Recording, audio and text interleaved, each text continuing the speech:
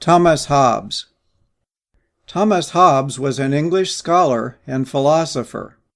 He was born in 1588 and later became a tutor to a very wealthy family.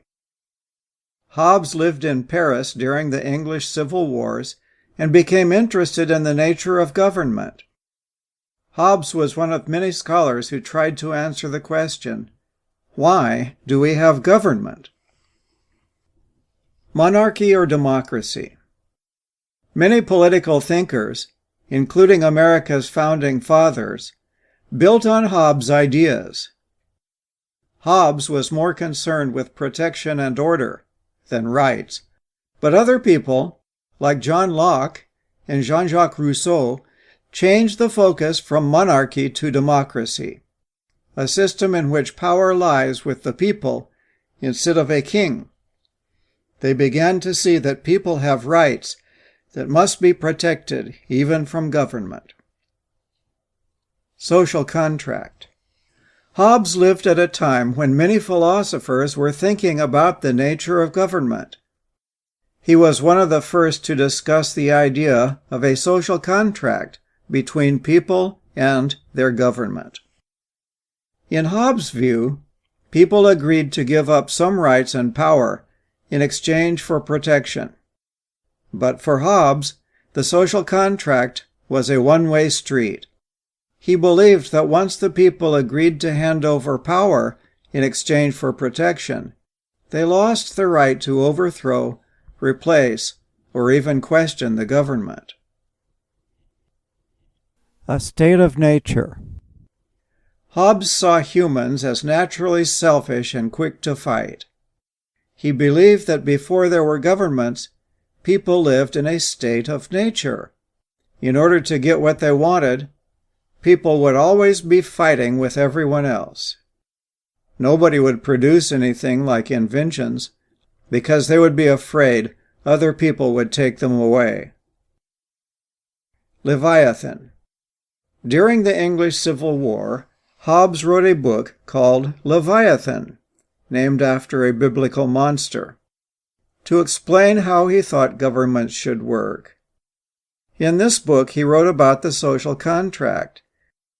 Hobbes believed a single sovereign, or ruler, should have total authority over the people.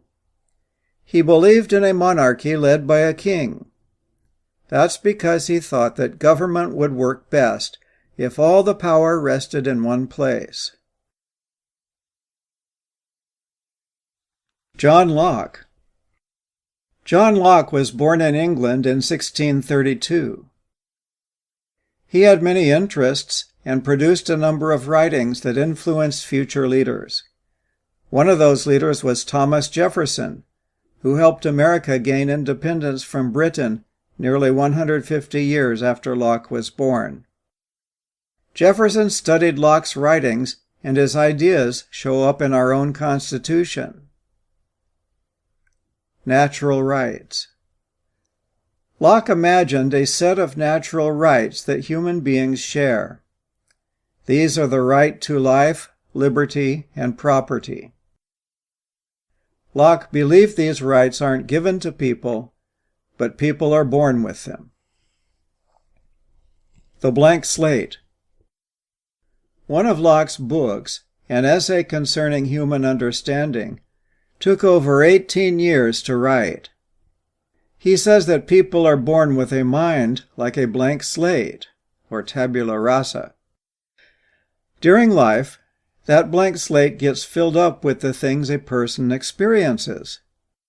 The one thing people have in common is that they are human and share a human nature that is the same for all people everywhere. Why do we need a government? Locke also wondered what life would be like if people didn't have a government. Like Hobbes, he believed this would lead to a state of nature with no rules and no way for people to protect their natural rights. Although he believed the purpose of government is to end the state of nature and give people certain protections, Locke also believed that governments should protect people's natural rights. Social contract.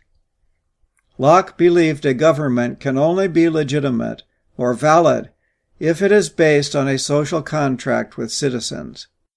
For Locke, the social contract between a government and its people worked both ways. The people agreed to give up some freedoms, but only if the government agrees to protect everyone's rights. If the government fails to deliver, the people have the right to revolt, like the colonists did during the American Revolution. This two-way exchange between citizens and government was very different from Hobbes' view.